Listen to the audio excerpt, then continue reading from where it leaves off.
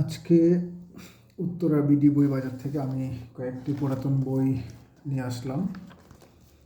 আজকে পার্সেলটি আনবক্স করে দেখানোর জন্যই মূলত আজকের ভিডিওটি বানানো। তো আজকে আমি প্রথম যে বইটি সংগ্রহ করেছি সেটি হচ্ছে যে প্রেম, প্রকৃতি, দ্রোহ আর প্রার্থনার কবিতা। প্রখ্যাত কবি আল মাহমুদের এটি একটি চমৎকার বই। এখানে বিভিন্ন ধরনের কবিতার কম্পাইলেশন আছে।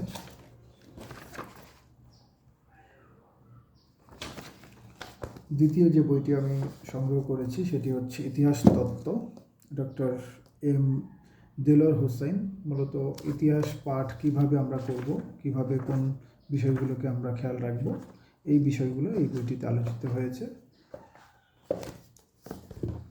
তৃতীয় যে বইটি আমি সংগ্রহ করেছি সেটি হচ্ছে পাশ্চাত্য দর্শন ইতিহাস, প্রাচীনকাল থেকে সমকাল। একেবারে শুরু থেকে আমরা যদি চিন্তা করি যে সক্রেটিস, প্লেটো, অ্যারিস্টটল থেকে শুরু করে একেবারে আধুনিক কালের বার্ট্রান্ড রাসেল পর্যন্ত এখানে আলোচিত হয়েছে।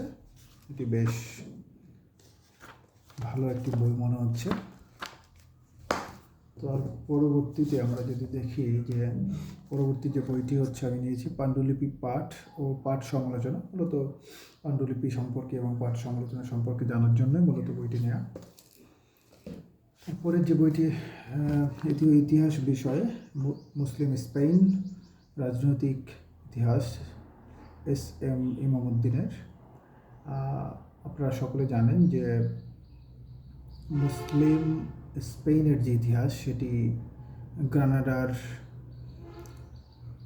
রাজ্যের পতনের মাধ্যমে 1392 সালে সেটির সমাপ্তি ঘটে এবং এটি আমাদের সকলের জন্য জানা উচিত বলে আমি মনে করি। এই বিষয়ে আমি এর আগেও দু একটি বই পড়েছি, তো সে ধারণা থেকে বইটি নেওয়া। তারপরে দারুস সালামের একটি বই। এই বইটি হচ্ছে যে দ্য গ্রেট মুহাদ্দিস শেখ মোহাম্মদ নাসিরুদ্দিন আলবানীর বায়োগ্রাফি। বইটি দারুস সালামের প্রকাশিত এবং এই বইটি একেবারে অরিজিনাল প্রিন্টেড, সেই কারণে বইটি নেওয়া। সচরাচর বইগুলো বিভিন্ন লাইব্রেরিতে পাওয়া যায় না। তারপরে যে বইটি আমি নিয়েছি সেটি হচ্ছে বাঙালির ব্যাংক ব্যবসা, ডক্টর আর.এম. দেবনাথের।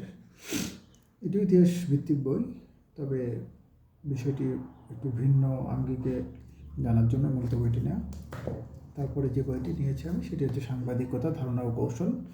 আমরা চাই বা না চাই, বাস্তবিক জীবনে আমাদের সাংবাদিকতা সম্পর্কে কিছুটা জ্ঞান থাকা প্রয়োজন বলে আমি মনে করি। সে ধারণা থেকেই বইটি নেওয়া। ধন্যবাদ সকলকে। আপনারা বইয়ের সাথে থাকুন, বই পড়ুন। ধন্যবাদ।